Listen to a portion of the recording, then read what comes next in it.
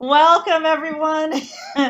This is the virtual panel, The Black Feminist Roots of Women's Studies. So I have a nice little, brief little PowerPoint that I'm going to share so that we can kind of keep on schedule, at least keep to our agenda.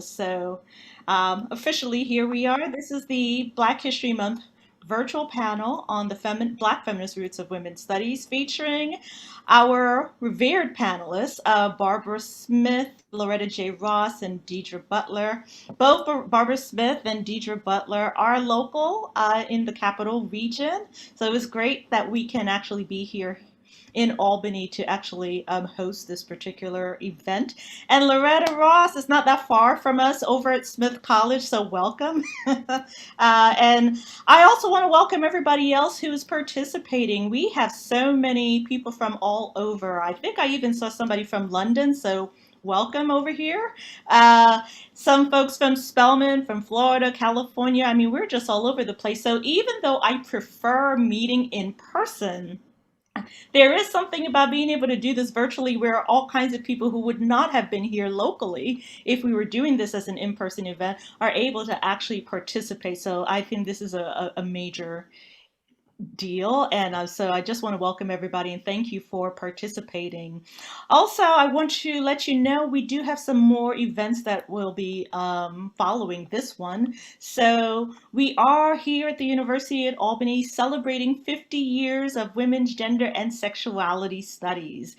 We actually started our very first women's studies course back in 1971. So we've grown since then, and this is really an important milestone that our department wanted to mark. So this is part of our celebration, kicking off with some more lecture series of panelists for this coming spring semester. So our next event you will notice is on March 8th, International Women's Day. We have a featured speaker and Nobel Peace Laureate Lima Bowie, who will be giving a virtual talk on Beyond Women's Leadership, Liberian Lessons on Crisis, Peace, and Feminist Organizing. And then at the end of March, we will have a Women's History Month panel, Women and the Money, Women's History, the Harriet Tubman 20, and Economic Justice. And that will be featuring Tubman biographer Kate Clifford Larson, Karen V. Hill, who's the director of the Harriet Tubman Home, Barbara Howard, who's one of the co-founders of the Women on the 20 campaign, and Carsonia Wise Whitehead, who's a historian and president of the National Women's Studies Association. So, and then we'll be wrapping up with a panel just before Earth Day on April 19th, a virtual panel on feminist voices on climate change and environmental justice, featuring Jane Caputi, author of Call Your Mother, Stephanie Dunnan, author of Black to Nature, and an eco-artist, Prabha Pilar. So please mark the dates on your calendar. I will be sending out more information and the link so you can register for those events as well. And so our agenda for today for the webinar, we're going to try to keep within this particular time frame because some of our panelists, have to get going, and so I don't want us to, go over too much. So we're just going to go through this particular agenda where I introduce all the panelists. Then we'll do a conversation where I'll have a question for all panelists, a question for each of them, and then a closing question to wrap that up before we open up to a Q&A with the webinar attendees. And of course, we'll wrap up with some closing remarks. So I see we have, could you post your questions, comments in the chats rather than raise your hand at this moment? Because I'm not going to open up until we get to the Q&A. Okay, thanks. All right, let me go ahead and I will introduce our panelists.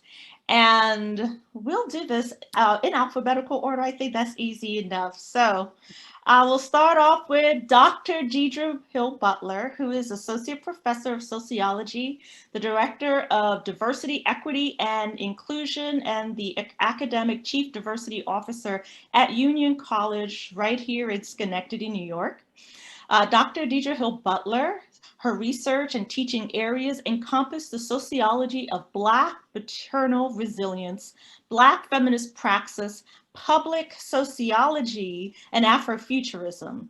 Her work has appeared in several edited volumes and published in several Africana and gender studies related journals.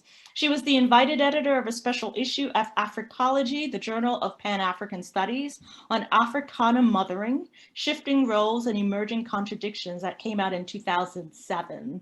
Dr. Hill Butler is the former director of the Africana Studies program at Union College. She served as the Feminist Mother and Caucus Chair for the National Women's Studies Association, and she is a life member of the Association of Black Women Historians, a member of the Dure AME Zion Church, Delta Mu Omega graduate chapter of Alpha Kappa Alpha Sorority, Inc., and the Greater Albany chapter of Jack and Jill of America, the Schenectady Silhouettes, and the Schenectady chapter of the NAACP. You're so busy. Welcome, Dr. Hill Butler. And next we have Loretta J Ross, who is a visiting assistant professor at Smith College in the program for the study of women and gender for the 2019-2021 academic years. She is an activist, public intellectual, and a scholar. She started her career in activism and social change in the 1970s, working at the National Football League Players Association, the DC Rape Crisis Center, the National Organization for Women, now, the National Black Women's Health Project, the Center for Democratic Renewal, part of the National Anti-Klan Network, the National Center for Human Rights Education, and Sister Song, Women of Color Reproductive Justice Collective, until retiring as an organizer in 2012 to teach about activism. Her most recent books are Reproductive Justice, an introduction co-written with Ricky Solinger, and Radical Reproductive Justice, Foundations, Theory, Practice, Critique, both published in 2017. Her forthcoming book is Calling in the Calling Out Culture, Detoxing Our Movement, due out this year. I can't wait to read that one. Mm-hmm. She has appeared on CNN, BET, Lead Story, Good Morning America, The Donahue Show, the National Geographic Channel, and The Charlie Rose Show. She has been quoted in the New York Times, Time Magazine, Los Angeles Times, and the Washington Post, among others. Her activism began as a rape and incest survivor as a teen mother. She graduated from Agnes Scott College at age 55. She's from San Antonio, Texas, and lives in Atlanta, Georgia. She is a mother and grandmother and an avid, what kind of game is this? Oh, pinochle. Pinochle, okay. Avid pinochle player. Yes, hey, yes. There you go. Yes. And her dream is to see Venus and Serena Williams play tennis in person. Yeah, there you go. Her website is www.lorettajross.com. I hope you all will visit that. And finally, we have Barbara Smith, who is an author, activist, and independent scholar who has played a groundbreaking role in opening up a national, cultural, and political dialogue about the intersections of race, class, sexuality, and gender. She was among the first to define an African-American women's literary tradition and to build Black women's studies and Black feminism in the United States. She has been politically active in many movements for social justice since the 1960s, and she was a co-founder of the Combahee River Collective in 1975 and of Kitchen Table Women of Color Press in 1981, the first U.S. publisher for women of color to reach a wide national audience. She served 2 terms as a member of the City Council in Albany, New York from 2006 to 2013. In 2005, she was nominated for the Nobel Peace Prize. Please welcome everyone, our esteemed panel. This is great. I'm so glad that we were all able to be here. So, first question I have for everyone on the panel to get us started, and that is around this particular theme of the Black feminist roots of women's studies. And specifically, I would like each of you to think about how you would respond to the question of how did Black feminism shape the origins of women's studies? This is a field of study, obviously turning 50 at my university, but also turning 50 elsewhere. And I'd love for us to reflect on that legacy. So I'm going to randomly call on you for each different question. So let's start with Loretta.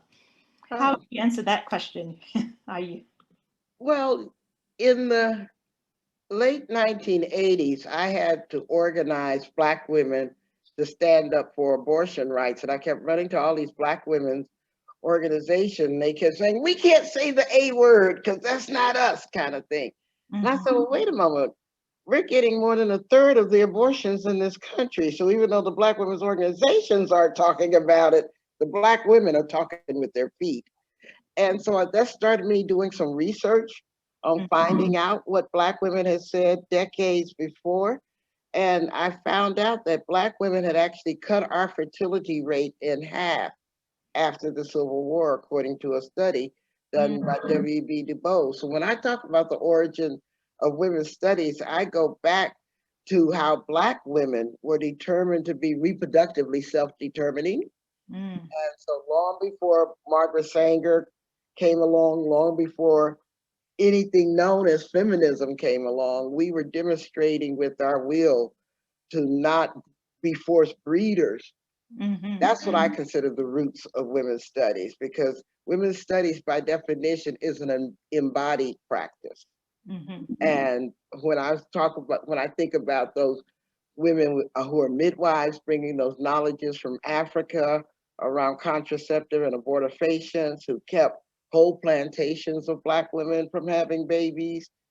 I mean, that's where I see my roots in women's studies. Even though I got a degree in it, I still say Yep. I didn't need to go to college to learn that stuff. Absolutely. Even though college helps to actually learn that history. Well, but I wrote that before I went to college. Hey, there you go. There you go. Absolutely. So, and I wonder how many people are aware of, the kind of knowledge that you brought up in terms of, cutting your fertility in half. I mean, we're still dealing with those issues today. So think about that, going way back when. So I think that's really an important piece right there. Barbara, I'll call on you. How would you respond? Thank you so much, and thank you for inviting me. I'm so glad to be with all of you and all of those who are unseen who are also with us this afternoon. I just wanted to follow up on what Sister Loretta, and we have been sisters for many decades too. We met many years ago doing the work. I just wanted to follow up on what she just said about that. I wasn't aware of the statistics that Black women had cut their fertility in half following the Civil War. There are some people who are probably hearing this and they're saying, why did they do that? What does that mean? What it meant is that, as Loretta just said, we as women of African heritage living in the United States, what became the United States, and enslaved, we were forced breeders, which was also, of course, a function of patriarchal plantation capitalism. So Black women's reproductive capacity was tied to the economic system because every child we had was going to be enslaved. That was the one drop rule. And it was also the rule that the offspring of an enslaved mother followed the status and the condition of the mother. So even if the father was the owner of the plantation and of the owner of the mother, that child became a part of his capital accumulation. So to make that decision right after the Civil War, it was basically saying, no, you're not going to be able to exploit us in that way. And we are going to take control over our lives. So I really love hearing that reality. To talk about the Black feminist roots of Black women's studies, I got involved with teaching African American women writers, Black women writers, not all actually African American, some from the Caribbean and from Africa as well. I started doing that in the early 1970s, and women's studies in the United States was just arising during that time, simultaneous with the second wave of the women's movement. And it's hard for me when I think back to that time and to those origins. I really can't divide my being involved in building Black feminism from building Black women's studies, because they were happening simultaneously and at the same time. I don't remember anybody ever using the term Black women's studies except for me during that period. When I would raise it with people, they would kind of look at me, you know, askance, or whatever that phrase is. They were like, what are you talking about? What's Black women's studies? Have Black women ever done anything that was worth, doing research on or teaching? It was a very, very, very hard row for us to hoe. But that's, as I said, that's my experience of it. And because of the politics of Black feminism, not only were we building Black women's studies, we were also challenging women's studies across the board to be inclusive. Women's studies now in the early 21st century looks very, very, very different from the way it looked at the beginning. And in fact, there's this book that's called All the Women Are White, All the Blacks Are Men, but some of us are brave, Black Women's Studies, which is the first book about Black women's studies ever published. And that title, which is the title I came up with, that title referenced that reality that we were excluded, both as women and then in a Black context, we were also excluded, and that we wanted to change that. So the politics are very tied to the academic work and study. All right, thank you, Barbara Smith, for saying that. For so many of us, and I think Deidre and myself, we come from that particular generation. We were able to study and get our PhDs in women's studies because of the work that you did. So thank you so much for that. Also, Loretta, the activist work that you did, all of that really created that space for us to be able to even enter in and actually do this work, let alone have a whole conversation for this particular panel. So Deidre, could you say, how would you respond? Right, just to extend what you just said, it's more than just the conversation, it's a whole career. Yeah. It's a path of trying to change and influence the academy and influence community organizations to center Black women's experiences and contributions. I stand in the middle of tugs between Africana studies and gender, sexuality, women's studies, where I see no tug, but the academy sees a tug, that you're supposed to have allegiance in certain spaces. And even our historic Black institutions see a tug in many ways. But first, before I even get into those thoughts, the main thing that I'm on a panel with two women that, and Janell knows I'm just like extra hyped, because if the book that Barbara titled did not come about, I don't know what I would have done. To see that book in the mid 80s in my classes as an undergrad at Oberlin College, to know Black women's studies as a phrase and as an area to study, and then to be able to work with some of our sister scholars like Bell Hooks and Adrienne Lash Jones, God rest in peace for her, and then to work on a PhD project that was centered in Black women's contributions in the Baptist Church, with a leaning towards trying to do a case study under Evelyn Brooks Higginbotham's work about the large Baptist women's organizations at the turn of the 20th century. I was looking in New England to try to show that there's thriving Black community in the midst of racial turmoil and gender turmoil in New England through religious fervor. So mixing that and having it centered from the voices of Black women. And so feminist genealogies is my entryway. Looking personally for my own family, my own grandmother's journey from the South to up north to the Boston area, looking at church organizations, and now centering and looking at family dynamics and the roles that activist mothering does, and even in the midst of what's going on in the Black Lives Matter movement now, and how so many of our mothers are turning their grief into political and social change and activism in traditional ways of being elected officials, and then starting community groups and other avenues. It's all on the foundations of women's activist work from previous generations. There's total linkages throughout the whole piece. Another part that's really important, that I must say, I was active in the Black Women's Health Imperative when I was in Boston too. So I owe a debt to Ms. Okay, I have to say Ms. Ross. I'm sorry, I can't just say Loretta, for the work, because the Black Women's Health Imperative was essential for agency in multiple ways for my own fertility choices and understanding as well, and activism in a hot place of the Boston area, to know and to move forward, that we have our agency.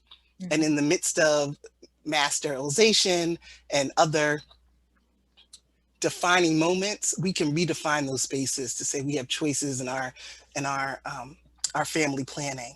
So there's such a mix of just having this conversation with all of us about where the direction, the roots of women's studies. But if there wasn't women's participation, Black women's participation in activist shifts and changes, they wouldn't be women, gender, sexuality studies. There just wouldn't be. And I can attest to the change in the last 20 years of the field of gender and sexuality in women's studies, that intersectionality is more centered, but there are still moments of marginalization that we're working towards, especially in the realms of bridging the connections between community organizers and the academy.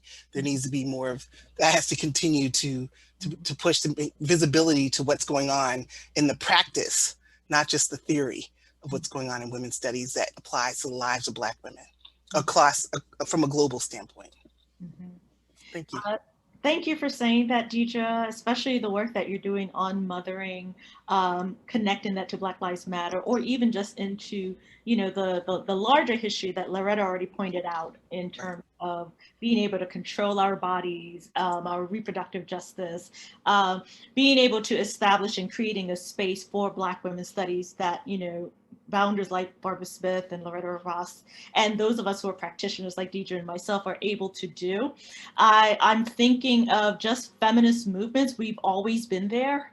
Like we were the impetus for why we even had a Seneca Falls movement back in 1848, let alone, we were also there, Flo Kennedy, Shirley Chisholm, whoever in the start of now. There's a new documentary film, for those of you who are not aware, on Pauli Murray, that work and her foundational presence in terms of being able to establish law with Brown versus Board of Education and a lot of the gender equity laws that Ruth Bader Ginsburg was able to use. I mean, we've just been there. And so it's so important for us to recognize when we say Black feminist roots, we mean it, because we really were at the very start, at the very root, at the very foundation of this discipline.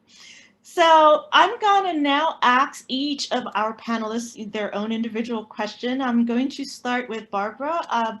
So the question that I have for you is, more than 40 years ago, in 1979, you gave a speech entitled Racism in Women's Studies at the conclusion of the first National Women's Studies Association conference.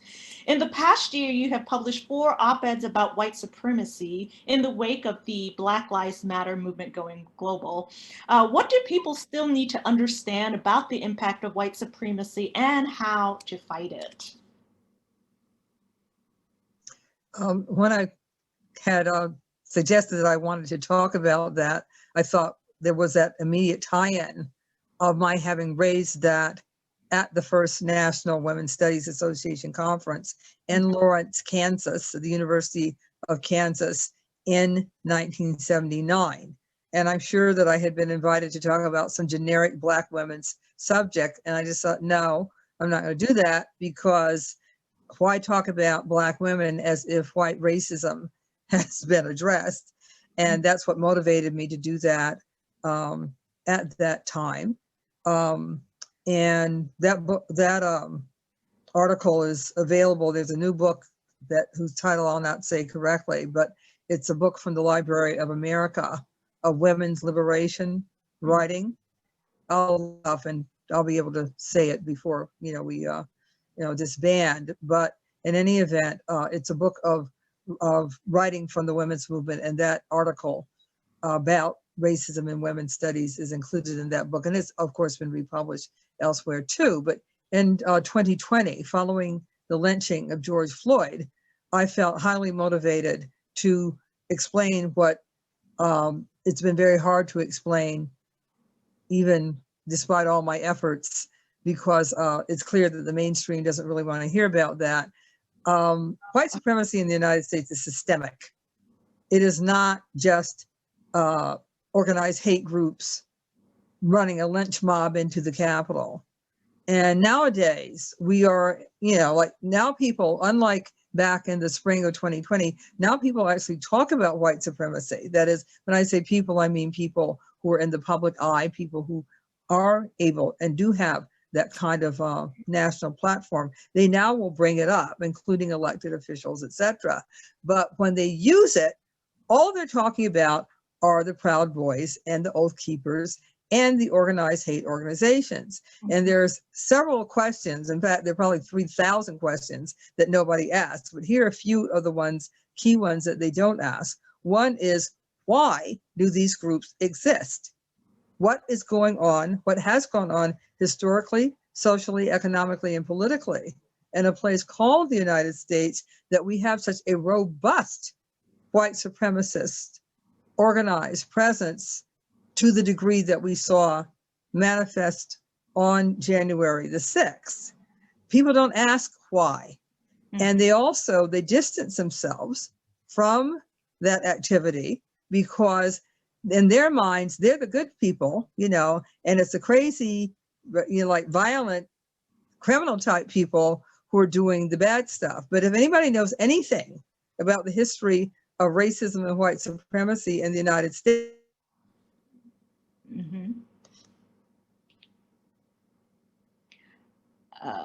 All right. It looks like we lost. Okay. Can you unmute? Can you go ahead and, okay, there we go. I'm back. Okay. But in any event, I faded out for a second.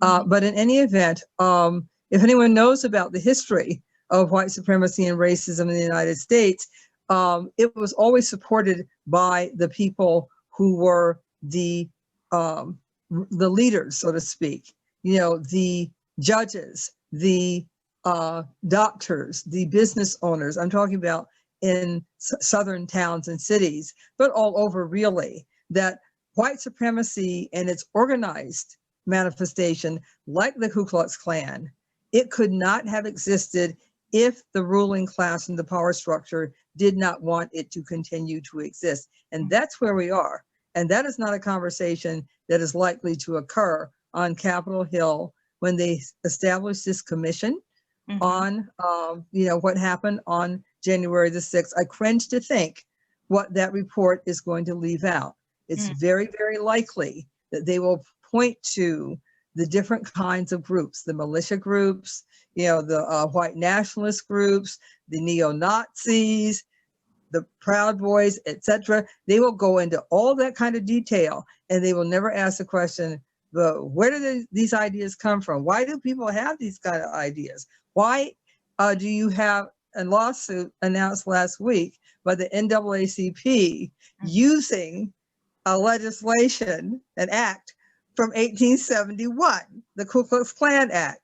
Why is it that 140 years later, you can use something that was developed in the 19th century to prosecute actions that happened in the 21st? Nobody asked those questions. They just accept it as that's normal. And white supremacy, another thing we need to know about it is that it affects every single facet of life in the United States. So I could go on, but I won't.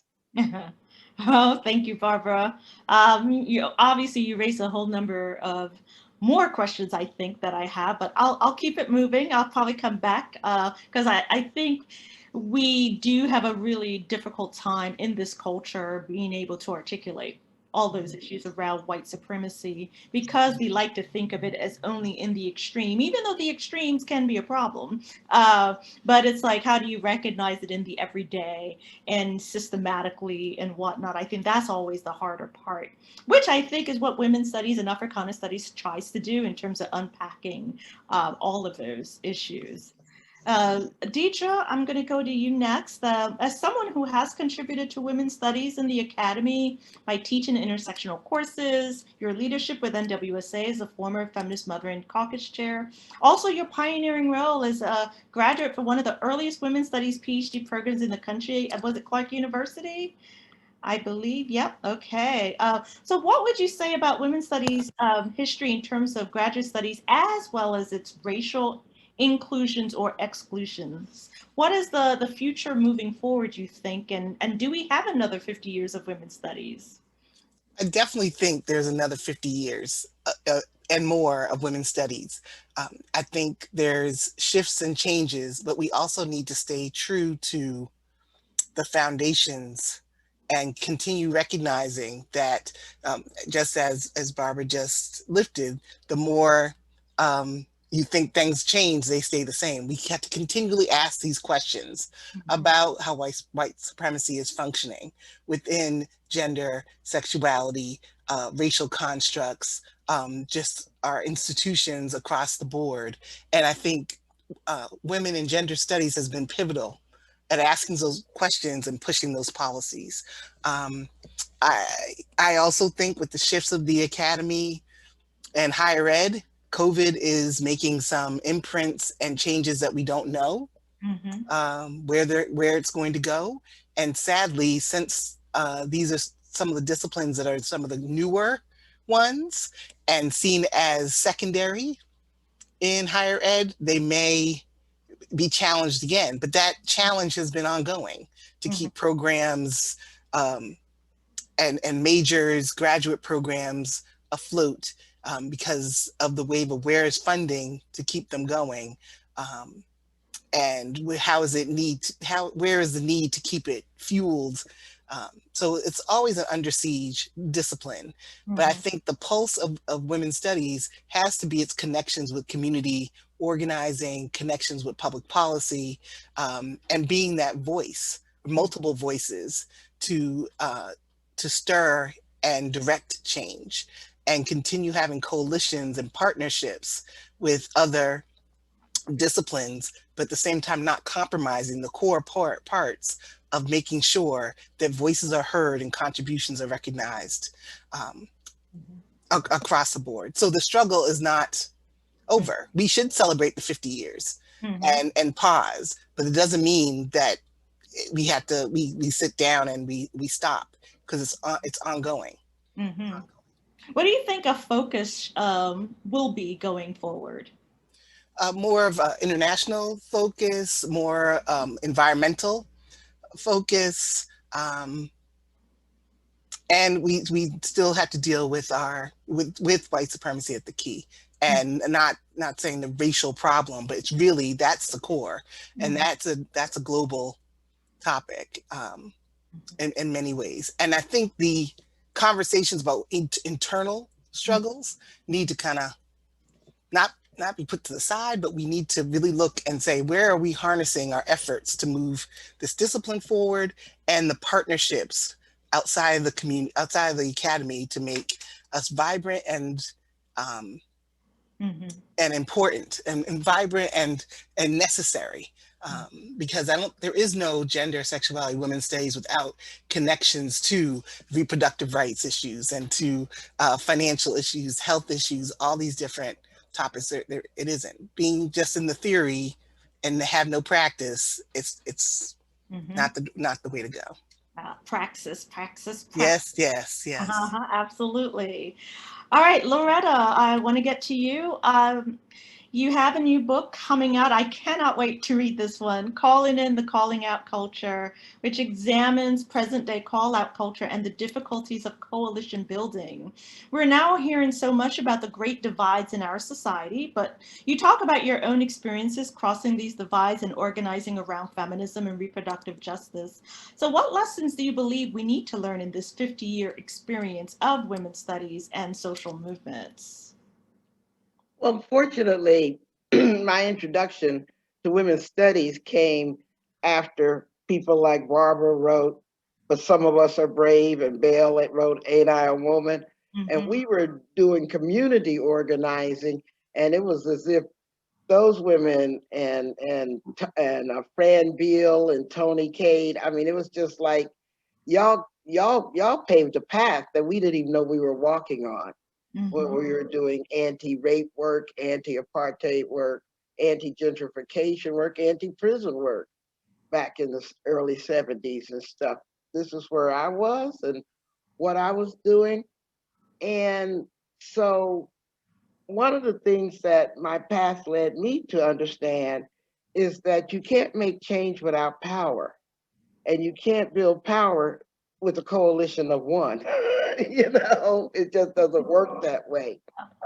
And so the DC Rape Crisis Center, which was my first feminist job, was actually founded by white women, but they made a very important prophetic decision that once they got a grant in, they were only going to hire Black women to serve in the center, so that they wanted women from the community to serve the community.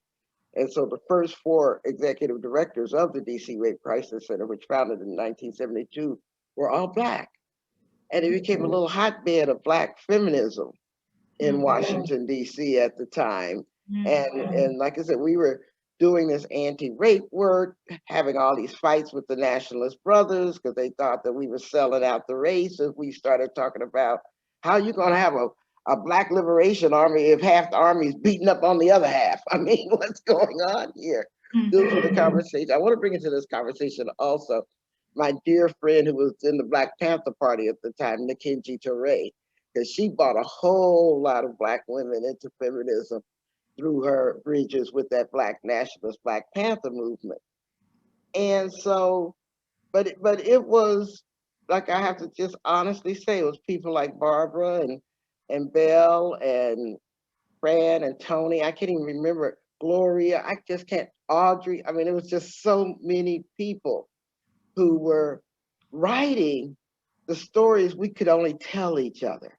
I mean, those of us who were doing community organizing. Now, one of the other things I want to point out was that in the 70s and 80s and 90s, we were much more transnational in our organizing than I'm seeing today.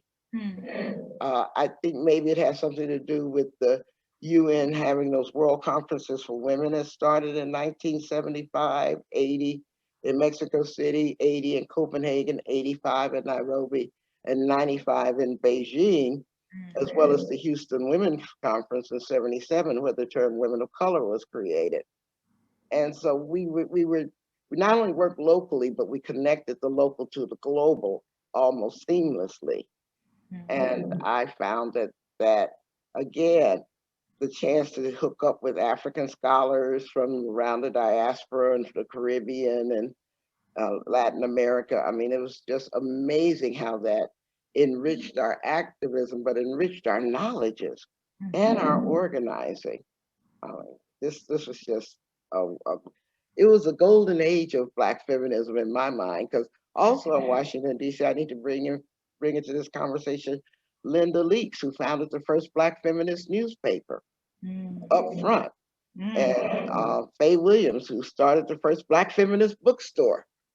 In a sister space. All of that was happening in the 70s, 80s, and 90s. And so, in a way, in DC, we kind of felt like we were in a little golden age of Black feminism. I can't end my remarks though without bringing it full circle to where Barbara started and talking about white supremacy, because, of course, I'm paying very close attention to how white supremacy has always contoured reproductive politics in this country. And I want to also bring it back to Deidre, because one of the things I'm working on a lot now is something I call reproductive futurism, where we are looking at all of this reproductive technology is probably going to upgrade the social inequalities we are already experiencing. And nobody Black actually thinks that these rich white people are. Okay. Looks like Loretta just froze up for a minute. But I do want, for those of you who are here, I want you to keep in mind that term reproductive futurism, because yeah, talk about just giving me a whole other concept to now, sink my teeth into. Really interesting. Okay, Loretta, are you back? Zoom is funny like this sometimes. Um, She'll be back. she'll be back. Okay. By the way, we actually have some folks already posting their questions. She'll be coming back soon. And as I mentioned to everyone, we will soon open up for Q&A. I want to give everyone a chance. Well, not everyone. We have 120 something people who are actually in this particular panel, which is great. But I don't know that we'll necessarily get to everyone. So if you can use the Q&A or the chat, we'll try to answer your questions as best as we can. And then, once Loretta is able to come back, hopefully we can continue. But actually, while Loretta is trying to reconnect, let me get to the final question before I open up to Q&A. This is for all the panelists, and I want to get back to Black History Month in particular, because this year the theme for Black History Month is the Black family. And Loretta was just getting ready to talk about that in terms of reproductive futurism. So hopefully when she gets back, we can, get back to that. But I would like, at least from the panelists who are here, if you could say more about what that concept of the Black family means to you, and also how a history of Black feminism has shifted and transformed its potential meanings. So I'd love to jump in. I think okay. I'm actually on the committee for ASALA, the program committee for the conference in the fall for the Black Family Committee. And so I'm hoping that our panelists and those who are attending will submit papers if you're doing work or creating a film or doing anything related to participate. But I think the way Black feminism has retooled how we look at Black family is coming from a more, instead of looking at especially Black mothering as deficient or domineering or emasculating, is really looking at our cultural roots as seeing the strengths of us, of being still here as people, with all the onslaughts of racism, sexism, white supremacy, attacks on multiple, domestic terrorism that's been ongoing since, the days since 1619 or before, looking from a Black feminist lens of the Black family. You don't see deficits, you see adaptabilities, you see strengths. And I think that is the main focus of that. We are still here thriving, and that female-headed households is not a derogatory term. So just changing the discourse about Black family is important. The intergenerational regard and esteem. And we, as we mentioned before we started the webinar, the grief that we are experiencing with our families in regards to COVID, and with what's going on with Black lives, the meanings of Black lives on the political landscape. I mean, our bodies have been seen as source of death, and this fascination of Black death.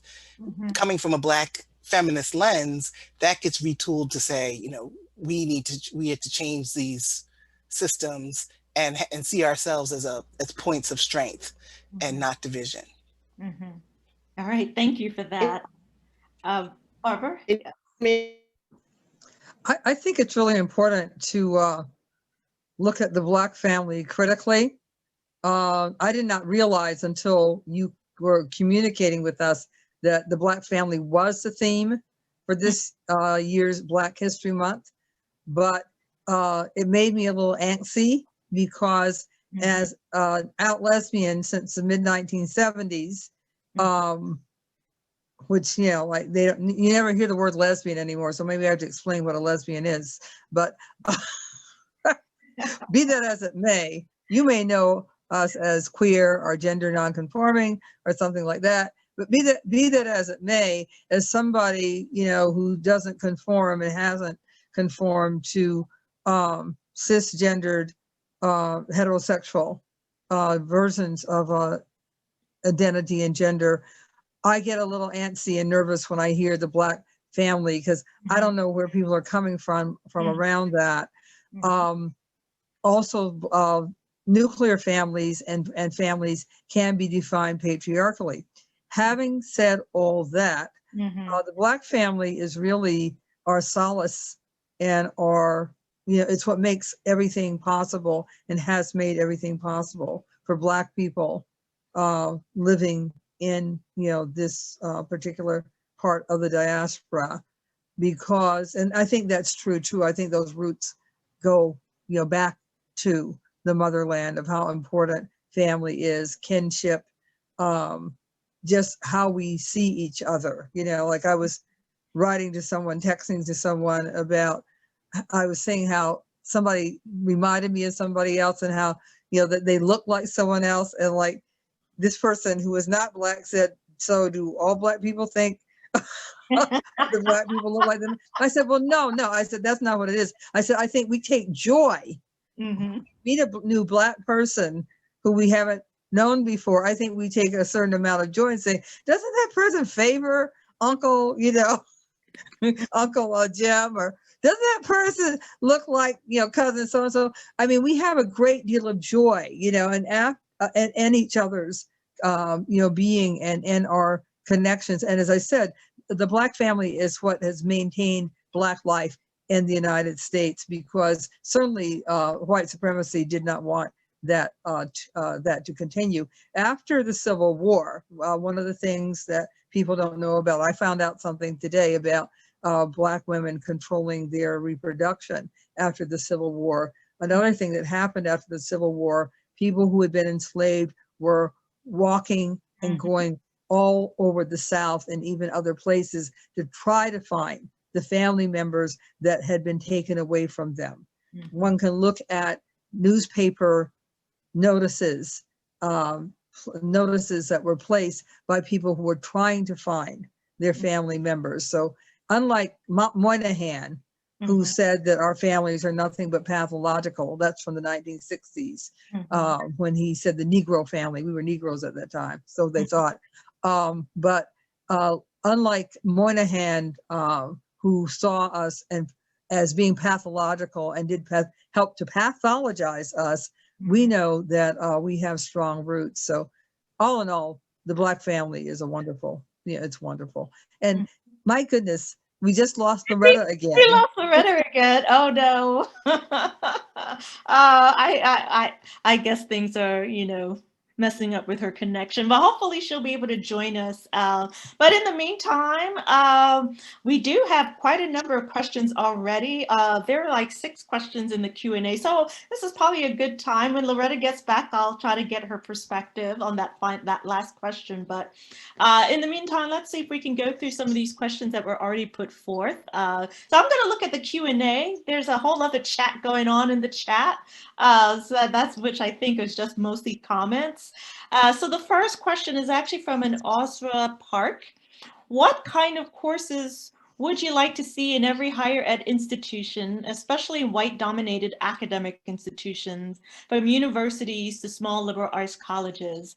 And what kind of specific actions, in your opinion, in the educational sector would make the greatest impact to start chipping at systemic racism in the U.S.? Want to respond to either of you? I guess in regards to centering Black women's studies, I will recognize again the groundbreaking work in the book of All of Us Are Brave as a foundation of courses. I mean, the list in the syllabi list was the foundation of courses in women's studies, but to understand the lives of Black women and the literature, the art, the political focus. I think that's reshaping lenses for curriculum for historically Black colleges, community colleges, and PWIs to recognize as a first step. And really that transnational lens needs to be there, comparative perspectives, but also case study and in-depth study as well. And primary sources, the information is there. Just like that was just spoken, that Barbara just said about looking at census material from the 1890s, you can see there was nothing chaotic about Black families trying to reconnect and be together. It's just the challenges, or records of domestic terrorism with the Tulsa, the bombings of Black Wall Street and others. You get to see that there's been organizing, community focus. All that is part of the history and current conditions that we need to know just to be functioning adults. It's essential research. Barbara, did you want to answer, or is it? Yeah, I think that, I saw someone in the chat asking if Loretta had the telephone number to call, because that's a possibility. I don't know if she, so I was trying to, I don't think I have a phone number to text her. That is, I don't know how to text her. But if we could somehow communicate with her that she could just, use the phone number as opposed to, because there are all these numbers, for that as a possibility in what you sent to us. Anyway, I think that a part of that that question was about what needs to happen in relationship to white supremacy. Do you mind saying, like, was it white supremacy or racism in the academy or in general? That is, no, the question that you asked, were they asking? The question was, going back to it, it was white dominated academic institutions. What needs to happen? What needs to happen, and also what would make the greatest impact to start chipping at systemic racism. That's the term that was used here. Okay. It's really hard there's a lot of interest now in being engaged in activities around issues of race in many different kinds of institutions because of what our nation has experienced in the last year.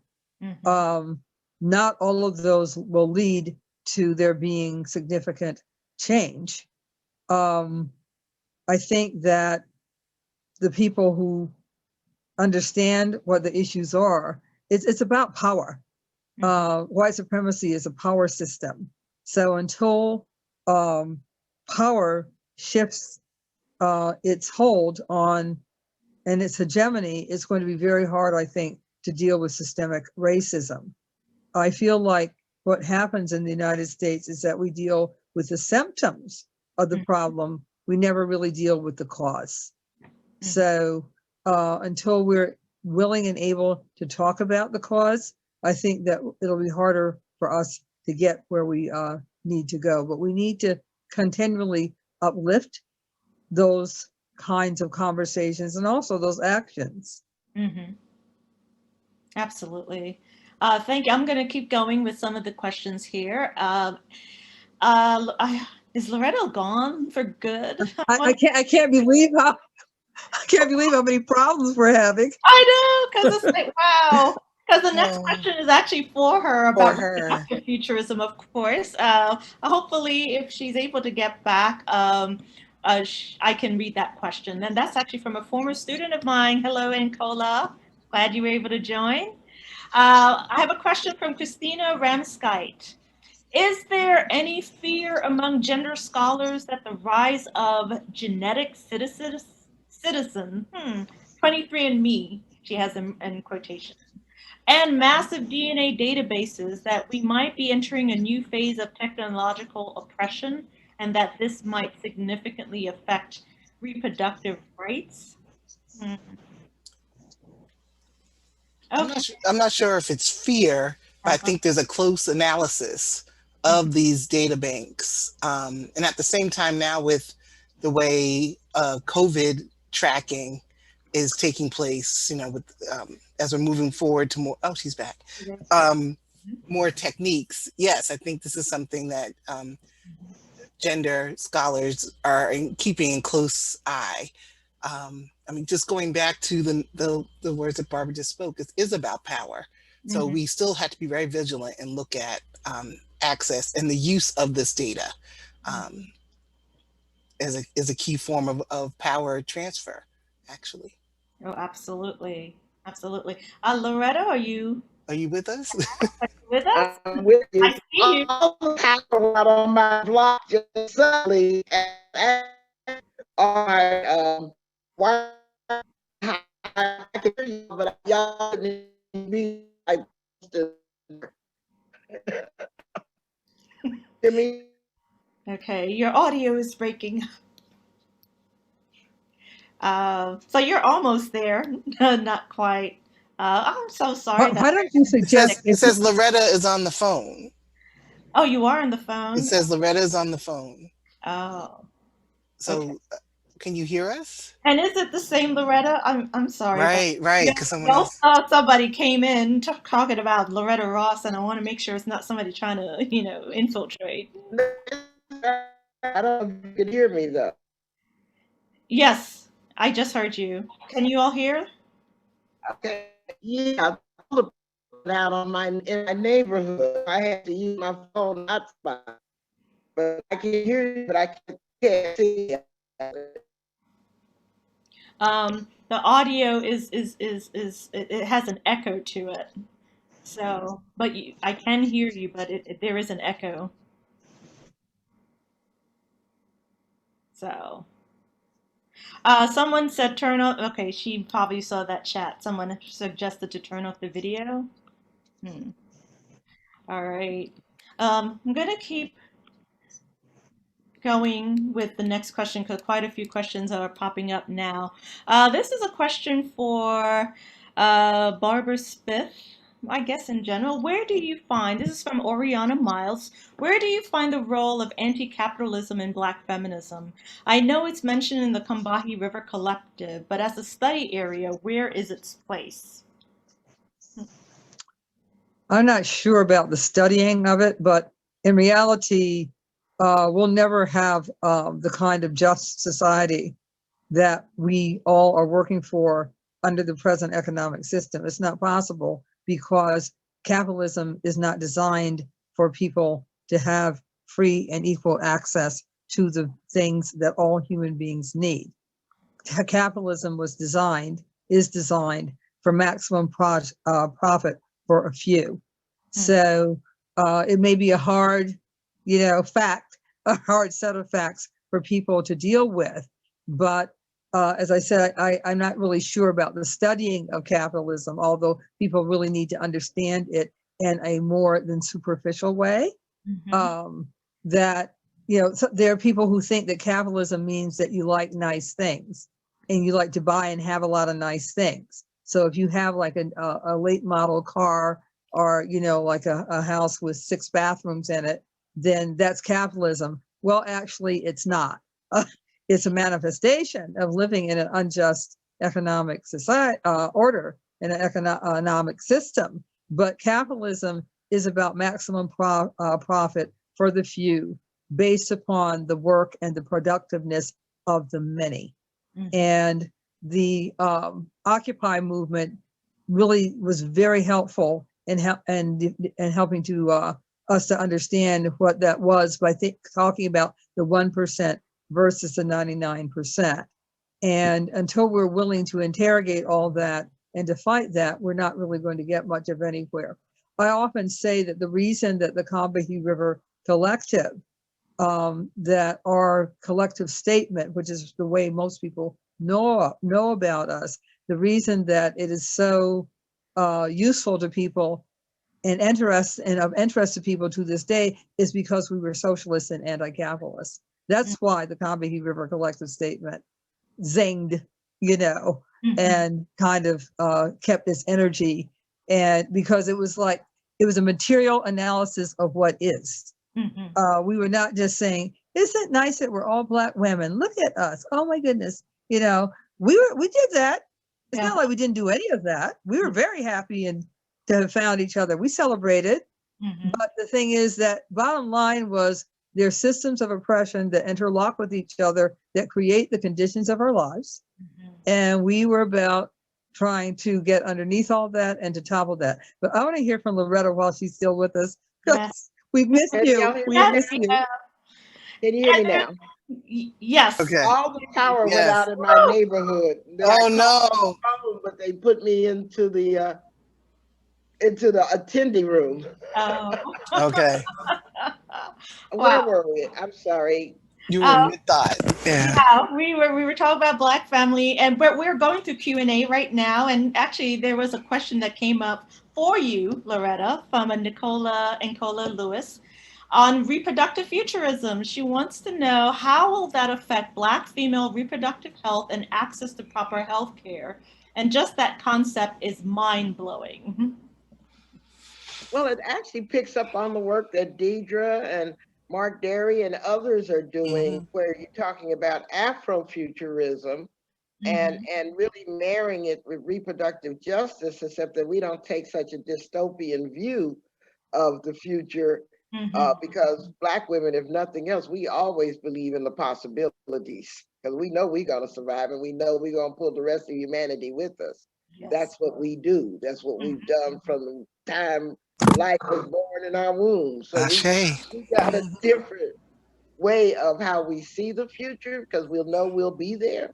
At the same time, there's a real question of whether or not these bozos, and that's the only thing I can call them, who are doing all of these scientific advancements without the morality to guide them, with the same heartlessness that they took Henrietta Lack's DNA, is what's guiding them now. And they're at bigger risk of destroying the earth and trying to build spaceships to get off of it, rather than saving the earth. And in fact, not carrying their hatreds into the far stars anyway, because they have not cured themselves of the hatred yet. And so my girlfriend Daison has a concept that she calls she-patriation, not repatriation, but she-patriation. Love it. Which she talks about how, first of all, we've got a job to do, which is to rescue Africa from the neocolonial hands and the corrupt people, those comprador classes that they've got in charge of it, so that we can heal the earth and feed the earth with its bountifulness, and to take control of all of this technology that is being used to create war and destruction, as opposed to taking care of people. And I love when Daison talks about she-patriation as a mission for all of us in the African diaspora. But I am really, well, part of it, I should say, I also majored in chemistry and physics, so I've got the science brain, and I've always been a science skeptic because of that. And so I just look with a very cautious eye what these guys who would sell their own mothers for a vaccine, whether or not they're going to have the same care for the planet and the future of humanity that they need to have. I just have that real doubt that they will. And so again, it's going to be up to Black women who birth humanity to save humanity. And that's my reproductive futurist dream. Oh. Thank you. Wonderful. Thank you for saying Thank you. Yes. Loretta, while you were struggling to come in, we did address the theme of Black History Month in terms of the Black family. Did you want to say anything about that? We talked about problematizing it, because I think we have a very monolithic view of what the Black family is. And how is Black feminism, or even this kind of reproductive futurism, how can that change and shift and transform that notion of Black family? Well, see, what's so amusing to me when you look at the futuristic studies, they're talking about poly-parenting and stuff like that. I was like, that's how we've done it You've all done it for. Let me along. stop. That's the strength of the Black I always family, want to Elvis intergenerational. ourselves. Yes, Right. Always Absolutely. trying to that's our Elvis and strength. Columbus ourselves and act like they invented something. That's been our. They don't understand the concept of Ubuntu and they think that they just suddenly came up with something and call it polyparenting. Yeah, right. Not Mhm. right. Any, Anyway, Oh, any way. absolutely, that's our strength. It And takes a so That's village. always been a It's trend. always been, yeah, yeah, I love the concept like Alexis Pauline Gumbs writing about other mothering and revolutionary mothering. But yes, these are not new things for us. These are very ancient no, traditional practices that Hmm. we kept intact despite the Middle Passage and the enslavement. So, Hmm. exactly. and for me personally, Hmm. I had a son out of incest, and that ain't the way I wanted to become a mother, but I love that child to death, Right, Hmm. and so we do what we need to do because we have the power to bring life and death in this world. We understand that. Hmm. And And also, we've mothered those horrible conditions known to humanity, and mm, yet we're still here. right, So absolutely. I'm very absolutely. clear about now whether I want to criticize Carter G. Woodson's Black History Month. I'm glad that he did it Hmm. because, but in DC we used to call March Black Women's History Month instead of just Women's History Month. Mm-hmm. There would be no history without Black people's history. We know that there wouldn't be no people without Black people. We know that too. And I Hmm. don't want to sound like some hotep or something. I'm just describing the The science. truth. You It's the know? truth. It's the Well, truth. it is It's the The truth. it is the twin peaks, mitochondrial Eve, DNA, Exactly. which actually stemmed from Henrietta Lacks' Alexis, I yes, mean, we could talk about how foundational we are in yes, right, science. right. And also, I'm glad you brought up the issues around other kinds of mothering. Bringing up Alexis Pauline Gumbs. I don't know if she was able to join us. But we've always done, even in terms of like some of the research I've been doing, like on Harriet Tubman, and realizing that she is so renowned and she didn't have her own biological children. And there's always this question of, did she do that deliberately when she was enslaved? All that kind of stuff. Even though there are some questions around whether or not she may have had a child, we don't know because right, that hasn't been confirmed. But it's like regardless, there are all of these different ways that we've always recreated family. Um, right. Whether we're talking about way back from the African continent or those who were brought over to the Americas, we've always had to rejuggle and rethink it and Right, and expand the right. world. And then we're twisted and vilified for it, but actually we need to retool our own minds to see it as a strength Yes, and keep seeing it absolutely. as a strength, and don't go the capitalistic path of divide and conquer and come back collective. And I guess I'm sounding hotep now. Now it's a verb. In that regards, it's our strength to come together and see each other as community, Yes, and be, absolutely. and not in competition but in collective Hmm. support. Oh, by the And way, Black women have been the center of that Yep. always. So uh, other mothering has happened in so many uh, ways and Yeah. manifestations. Um, I want to do a quick commercial. Yeah. sure. I'm organizing a calling in the calling out culture online class for Black people only in Ah. April, along with Sonia Renee Taylor. The body Mhm. is not an apology, because Oh, there's ways Yes, that Black people need to call each other in we yes. do. that is very specific. And so Yes. I just need It's to just say very that. Just specific. look for information Remind on us my when website. the date comes. Yeah. Okay. I'll Yes, look please this do. up. $5 a class, and don't get no Please cheaper do. than that. All right. Please do. All right. I hope you all heard that. Oh yeah. Right? Let me get And through it's some questions because I want to keep us on schedule. Another question for Barbara Smith. This is from Pooja Kothari. As a queer, non-Black woman of color, I talk to white people about how white supremacy, and in parentheses, racism plus misogyny, is in our everyday life. I use examples from privilege to those who have the choice to remain aloof as white supremacy continues covertly and overtly. Do you have advice on how to expand this conversation that white supremacy, like you said, is not just the capital siege, but rather is the gender pay gap? It's white Santa or Jesus portrayed as white. It's the heterosexist patriarchy, etc. All right. Thank you for that question. As Janell mentioned during one of the questions to me, I've written 4 op-eds since May of last year. I started writing them. I didn't know I was going to write 4, but the first one was in response to George Floyd's lynching because people were getting it so wrong. They were talking about how we needed to reform the police and that they were bad apples and just all kinds of madness that to me was not relevant to what was really going on, because you have to ask, like when somebody is shot well, first of all, when somebody is executed, choked to death with cameras rolling and doesn't seem to be bothered one bit about the fact that this atrocity and this crime is being caught on the camera, you have to ask, what's going on in that person's mind that they think this is okay? And then you go back to the patrollers, or as we call them, the patty rollers during enslavement. And that's where our police department comes from. But as I said, it's a very much bigger issue. So with these 4 articles that I've written, one of them is about how to end white supremacy. Nobody ever talks about that either, because people assume that we will always be living under white supremacy. We'll just kind of, play around the edges of it and pretty it up a little bit and, put a little makeup on it or whatever. But we're always going to have white supremacy. I actually propose that if we decided to end it, we actually could.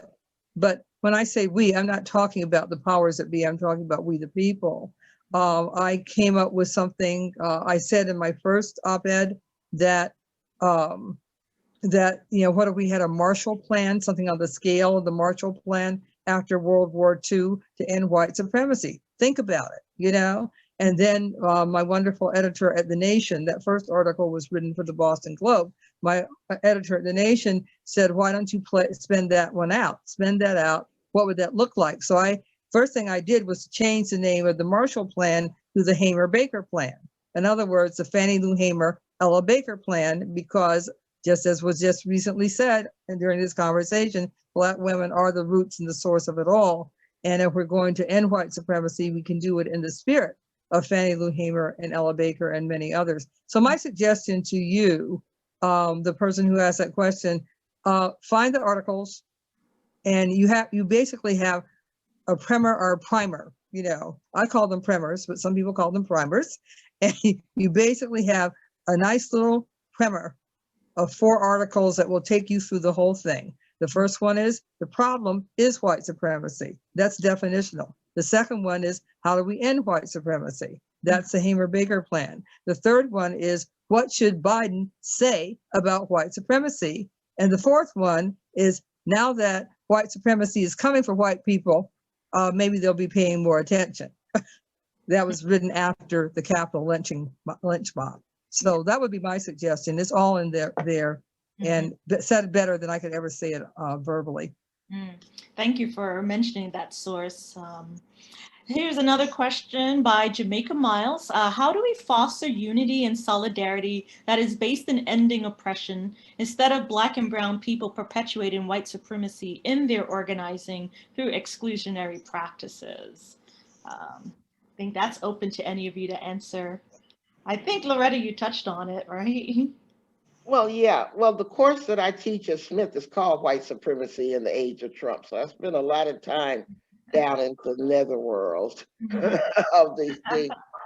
The thing I want to say about white supremacy, though, foundationally, is that white supremacy is an ideology. It's not a race of people, even though white people were created to bolster the concept of white supremacy, because they, used to be German, French, Polish, or whatever. So we need to understand that, because not all white supremacists are white, and not all white people are white supremacists. So if you don't understand that you're fighting ideas that can get manifested in people, but some of those manifestations won't be white, because all skin folk ain't kinfolk, and so you need to understand that you're really looking at and ideas that dictate how power and money relationships shall be arranged and deciding who's going to be on top and who's going to be on bottom. And unfortunately, you get a whole lot of Black folks who somehow think that they got a white adjacent card if they sell out their own people and they get the temporary privileges of white supremacy. They have no idea that these are blood and soil people.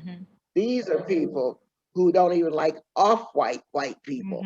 So, you know. And I'm assuming that we all know who the off-white people are. I'm serious. The ones who voted for Obama. I guess them as they, and so, you know, yeah, you might want to wake up. You might just might want to wake up. But when we talk about white supremacy, the other thing that I think concerns me is that we reduce it only to racism. And in fact, it's homophobia, transphobia, sexism, Christian nationalism, biological determinism, anti-Semitism, Islamophobia, and piracy. It's a whole totalizing system.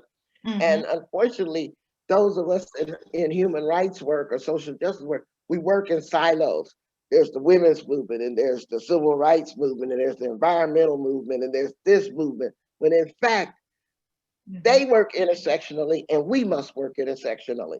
So we can stop doing whack-a-mole and really come after the whole dang system. And that's really, really, really important. And they're experts at divide and conquer. They are so good at divide and conquer. And so, but as I said, I don't know if they had to teach us a whole lot about that, because if you read, you know, Dr. Chancellor Williams, they may not have had opportunities to enslave us if we weren't selling our brothers out and sisters out on the continent. Yeah. So, you know, they didn't create that either. They're so unoriginal. Absolutely.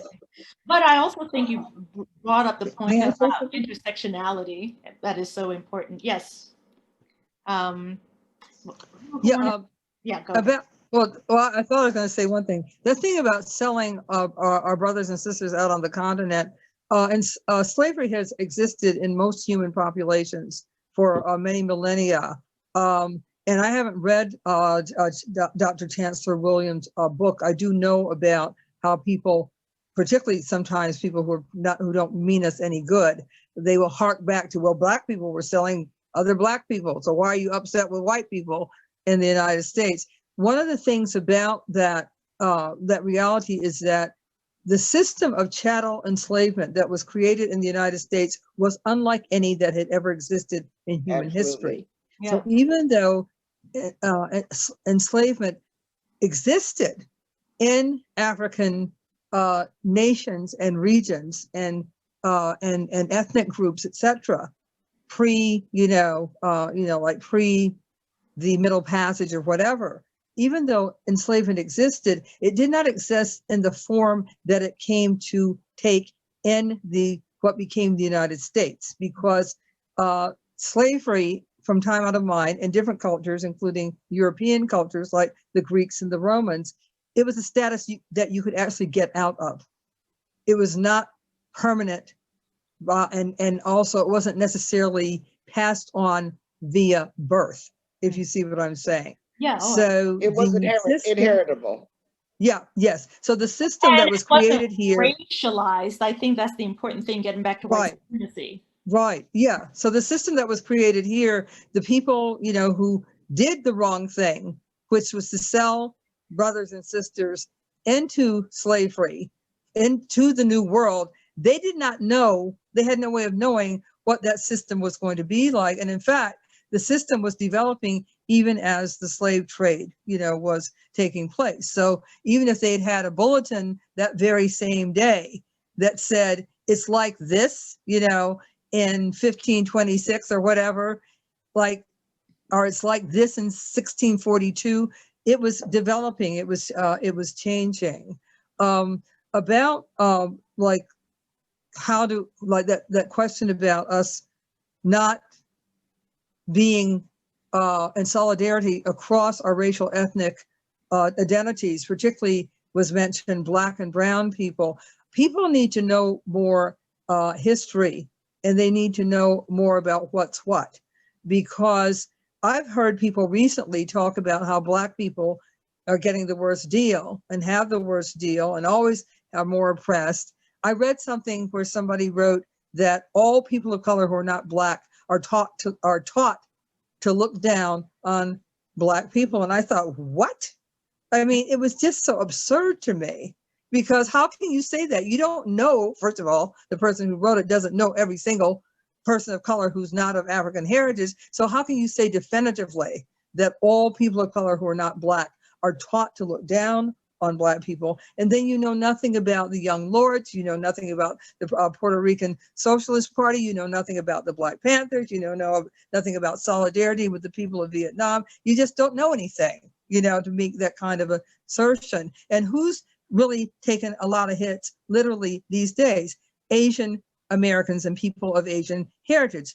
They are murdering Asian American, Asian Pacific Islander elders. They are murdering them. Mm-hmm. And that's what's going on. And where are we? So we always have responsibilities to make things not be like that. Absolutely. Across our differences. Mm-hmm. Well, the coalition building, period. That still needs to happen. So I do want to try to wrap up, because it's already 4:23. But what I will do, since we do have 6 more questions, I'll read through all the questions and then we'll see which ones we can answer. So the question from Chelsea is, how do we see womanism ideas shifting as we strive towards a more gender inclusive world? A question from Tracy. After going to Amazon.com to order, but some of us are brave, all the women are white, all the Blacks are men, there is sadly not many affordable copies available. Can you suggest what we can do as the public to make these books more available and published? P.S. After 6 years of higher education and 55 years of life, it's infuriating. I've never heard of this book. Interesting. Thank you for sharing that. Camila has a question. When speaking about power and who holds the power, do you believe those in power will ever address their advantage in the system we live in? If not, how can we as a society educate those in the dark of this unjust system? A question from Sally. What do the panelists think of using the term white irrationality instead of white supremacy, or using quotes around the term? Added to that is, there is definitely a rationale to white supremacy, but it is irrational. I feel even using the term reinforces the term itself. Oh, we're going to really have to answer that question. All right. And then finally, let's see. I'm just trying to scroll down. Gabriella, one of my students. In what ways can we eradicate the inherently and overtly racist politics within institutional practices in the capital region itself? What anti-racist policies would you implement in efforts to dismantle white supremacy and gendered racism as a whole within upstate New York? So those were our questions. You want to tackle? We need another conversation. I know. Yeah, those are those. And I feel horrible that I had to pop off. Yeah. Mm-hmm. But the one thing about some of us are brave. Check out a traditional bookstore. Don't access Amazon. Our local bookstores may have copies of Barbara Smith's and her collaborators' text. Go that way, or go online and look at Black and women-owned bookstores and see if they will send you a copy. Yes, very good suggestion. Good practice. Any of you want to tackle the white supremacy question? I have a tendency to not want to euphemize white supremacy. I like watching white people choke on it, personally, because that's the problem. They don't like naming it. They try to deny that it's in them. They try to deny that it's an operating system, that it's a white social contract. formed to exclude everybody else. And so I have a way, I call myself a white girl whisperer, and I whispered very loud. Mm. You know, white supremacy, this innate belief that somehow you're special. But I also want to talk about something that they can't seem to wrap their heads around. They're also demographically doomed. Mm. They're not only becoming a minority in this country, they're becoming a minority worldwide. They've been one. And so this is one of the things that makes them have this white extinction anxiety, that they want to set up an apartheid system here because they know one man, one vote won't keep them in power. And they've already lost, 8 of the last 9 elections. They know what's going on. Mm. And so I don't know if I want to euphemize the term white supremacy, because it really, you can't euphemize the word cancer. Mm-hmm. You can't, that doesn't make it go away any faster. Yeah. You got to look it straight in the eye without flinching. And I'll just say one other thing. I am not buying the media narrative that these people are all crazy. 74 million people don't suffer from one mass psychosis. Mm-hmm. Yeah. No. They subscribe to an ideology that they know is on the brink of extinction. And this is what's driving them crazy. And that's why they behave in such a cult-like fashion. But they're very clear what make America great means to them. Yes, we it can't. Means absence of black folks. Yeah. And we can't just assume racism, white supremacy is just about irrationality. I think that's a real danger. Yeah, and I would like to speak to that. Came out of white supremacy, if you know your history. Yeah. Say that again. The Age of Reason, Enlightenment, that's rational. That came out of white supremacy. Yeah, and look how far that got us. Yeah. What I wanted to say about the rationality, white supremacy is not irrational. When you view it as irrational, you're talking about interpersonal relationships and interactions. You're talking about one person thinking they're superior to another based on zero, based on nothing. That's where the irrationality might come in. White supremacy is extremely rational, because what it does is that it privileges a certain group of people materially, economically, and also empowers them to rule. So what's irrational about, and what's irrational about creating an ideology and a system that allows you to have 100 times more wealth as a white person than your black counterpart, or 10 times more wealth? I'm not good at the statistics, but what's irrational about, like this thing about the lifespan having been diminished in less than 1 year, the life expectancy having been diminished because of the pandemic? Well, they're talking about, it's about 2 years less, 3 years less. For black men, it's like 5 or 6 years less. So what's irrational about not wanting to be a part of a group that when a terrible pandemic happens, that instead of losing 5 years off, or losing a year or 2 or 3 off of your life, you lose 5 or 6? It's not irrational. And it will take a massive people's movement to eradicate it. But it's not irrational. It's not irrational at all. Yes, absolutely. It's pathetic. Charles Mills called it the racial contract. It's not irrational. Absolutely. Contract. Deidre, I think you had to leave. It's 4:30, so we do have to wrap up, because I know Deidre had another engagement. So final remark before we close out. We're all good? Well, I certainly enjoyed this panel. Thank you, Janell, because this has been a lively and enlivening discussion. It's always a joy and a pleasure to my heart to see Barbara again. Absolutely. We've been co-conspirators in a lot of good trouble, and I appreciate always getting a chance to see her. And meeting Deidre for the first time. Yes, absolutely. I'm so glad. Thank you, Barbara. Thank you all for the same way. Yes. And thank you for all. Can I say one thing about Brave?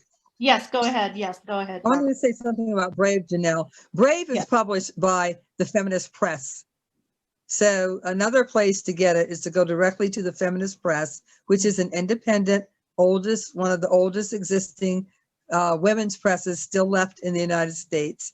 And you can order it directly from them. But I heard that person say that she was looking for discounted, discounted copies or used copies. Go to Alibris. That's A-L-I-B as in boy, R-I-S, Alibris.com. They have virtually everything Amazon has without the super exploitation of Jeff Bezos. Oh, thank you for that again. Everyone is sharing all kinds of resources in the chat. So thank you all for attending. Thank you to my panelists for accepting the invitation. This was a good kickoff. So thanks.